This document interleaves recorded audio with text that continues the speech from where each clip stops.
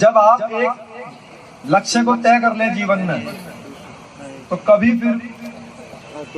उससे पीछे नहीं हटना चाहिए। जब मैं जेल में था तो मैंने एक दिन अखबार में खबर पढ़ी कि गुड़गांव में जो है एक बहुत बड़ी सभा हुई जिसमें बड़े बड़े नेता थे देश के। उसमें चंद्रशेखर जी भी थे, पूर्व प्रधानमंत्री जो थे,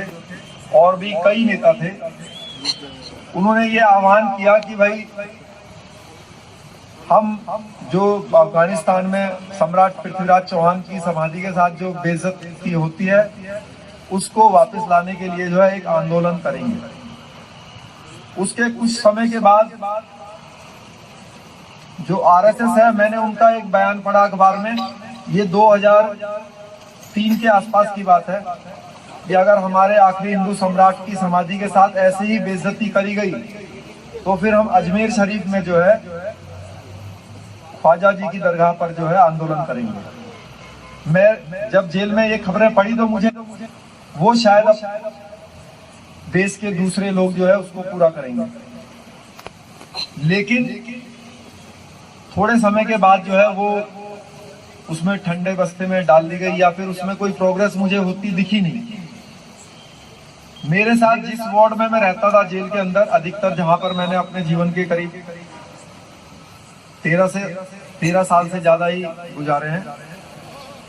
मैं अधिकतर आतंकवादियों के साथ ही रहा हूं। जिस वार्ड में मेरा हाई सिक्योरिटी वार्ड था, और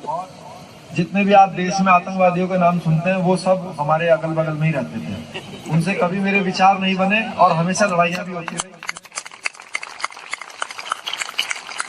कई तरह की धमकियां भी उन्होंने मेरे को दी,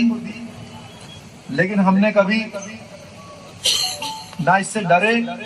और ना कभी डरेंगे। मैंने जब ये अखबार में खबर पढ़ी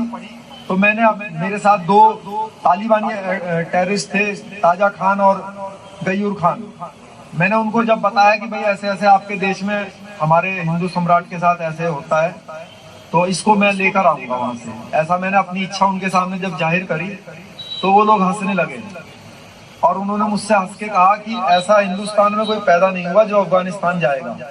ये तो हम हैं जो यहाँ आके बम फोड़ सकते हैं। मैंने उनको कहा कि मैं जाऊंगा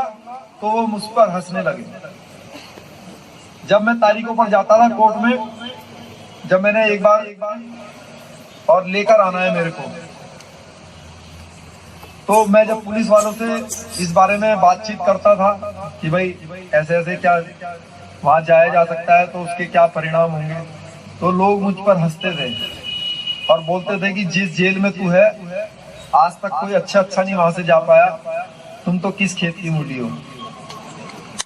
लेकिन ईश्वर ने, आप सबके आशीर्वाद ने मुझे इतनी ताकत दी, प्रभु ने मेरे को, महाकाल जी ने मेरे को वहां से निकलवाया,